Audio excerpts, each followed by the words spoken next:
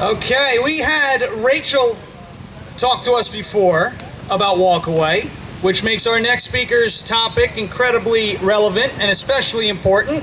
And a short story to introduce her.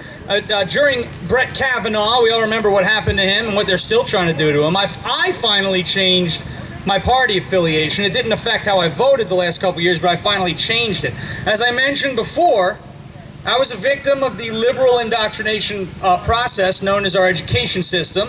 I left high school a registered Democrat and an Obama supporter, although lucky for me, during his first election, I was not old enough to vote. When he was reelected, I did not vote for him. Romney was my choice. But up until Kavanaugh had his character wrongfully assassinated, my voter card had a big, ugly Democrat sign on it. That changed, and that changed because I could no longer be a statistic that belonged to them. If there is anyone out there at all who needs to either update their party affiliation or register to begin with to vote, please do so.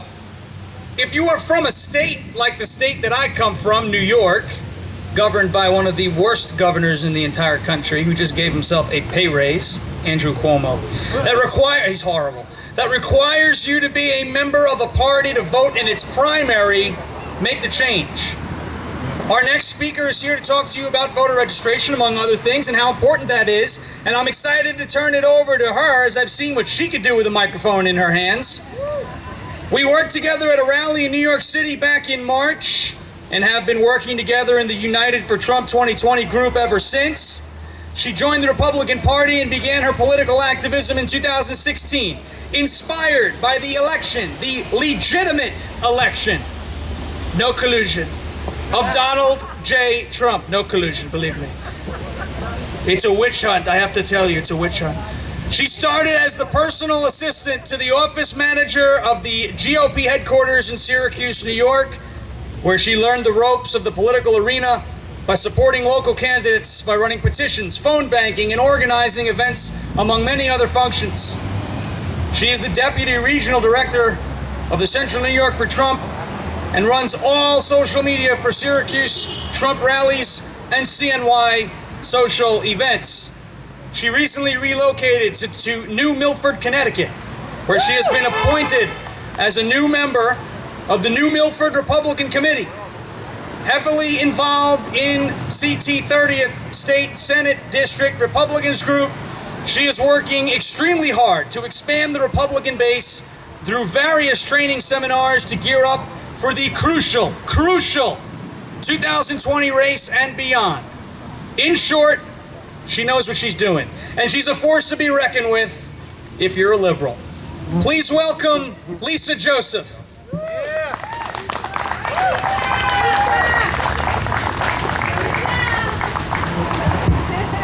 How's it going, everyone? What a beautiful, beautiful day to be standing here in celebration of our Constitution and our wonderful President Trump. Thank you, everyone, for coming out. We really appreciate that. I was a walkaway too, but I'm not going to get into that. I am a diehard Trump supporter, and I make it my mission in Connecticut to piss off as many liberals as I can, and I do a really good job. But there are two things that I really want to talk about, which really concerns me about our Constitution and free speech. One is our social media, and the other one is the way we search the internet, Google. How many people out there have had their accounts suspended on Facebook or Twitter for hate speech? Raise your hand. Raise your hand. Oh, yeah. And Instagram, too. And Instagram. What is hate speech? Anything a liberal disagrees with. Right. Anything a liberal disagrees with is considered hate speech. I hate that. I see all my friends. I get on and I'm like, hey, I'm back. I'm back from my 30th day ban. And we're all like, high five, high five. Yeah, we've been in Facebook jail. It is all fun and games because we've all been there. But they're now starting to deplatform all independent media. Alex Jones, Laura Loomer. Doesn't matter if you agree with them or not.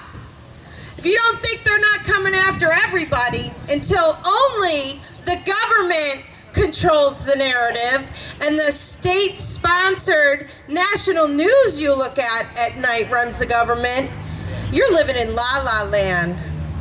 Once they control the media, control the narrative, and we have no opposing views, they've got us right where they want us.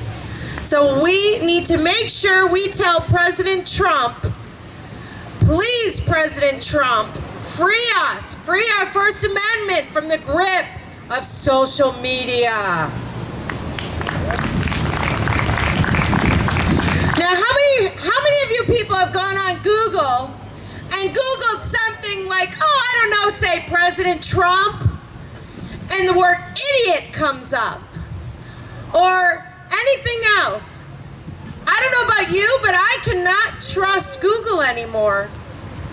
They are the left arm of the Democrat Party. Just another way to be able to control what we see and hear. We are bombarded daily, and our Constitution is violated daily by the rich people who own Facebook, who's a liberal, who own Google, who's a liberal, who own Twitter, who's a liberal. I don't know about you, but I'm getting pretty sick of it. So, you know, I don't know how this is all going to shake out. They keep fining these billionaires.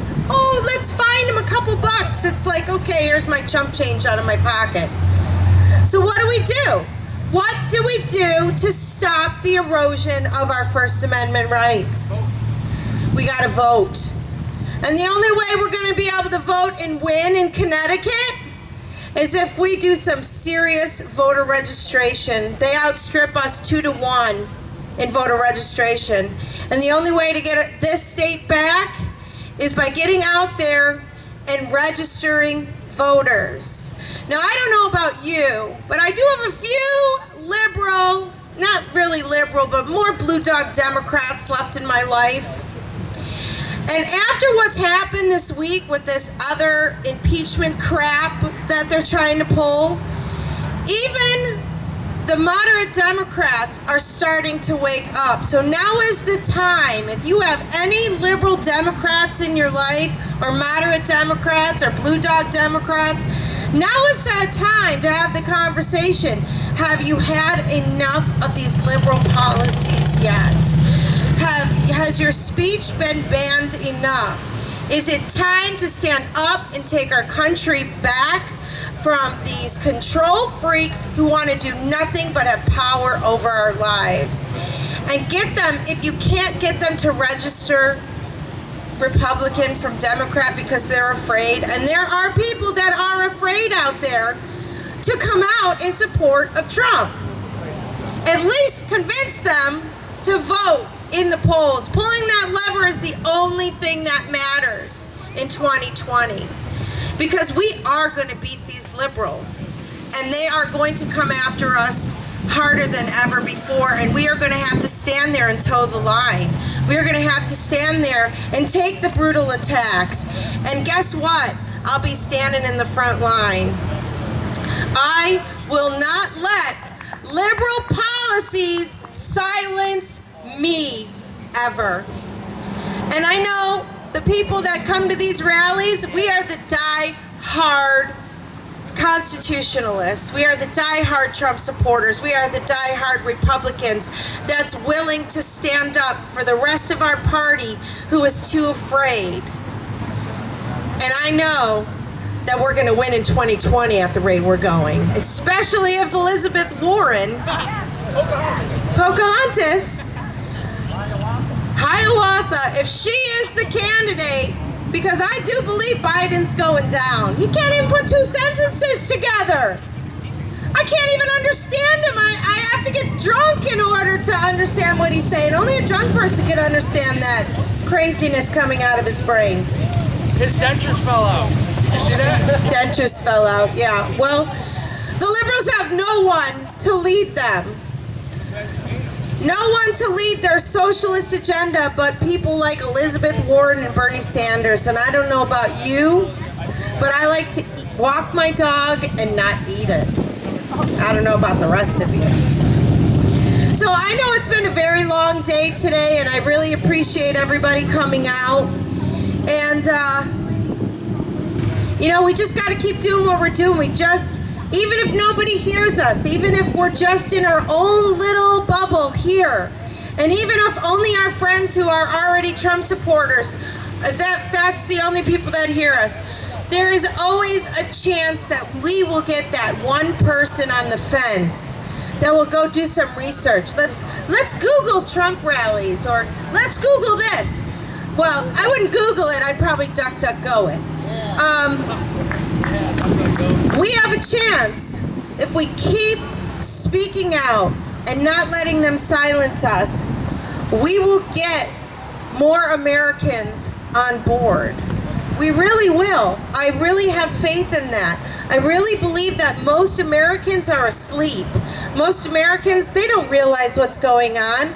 I mean, we're $3 billion in deficit in the Connecticut state. Does that affect me personally?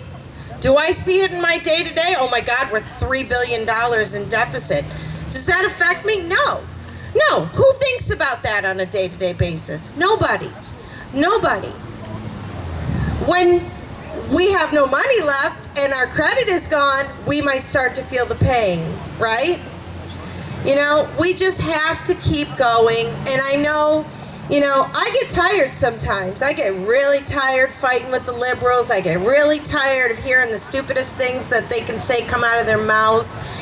And I want to give up. I just want to be like everyone else and just tune everything out and just, you know, get on with my life. Then I look at my two beautiful children and I realize that if I give up and I stick my head in the sand and I don't do what I've been doing, my kids, there's a good chance my kids will lose their freedom. And that is so important to me, because I don't do this for fame or fortune. I do this because I love my country and I love my children. And I want my children the same freedoms that I have. So, in closing, don't listen to what the fake news media tells you. Don't Google anything. Try to find something else. And for heaven's sakes, if you get banned on Facebook, get the badge, baby. Have a great day.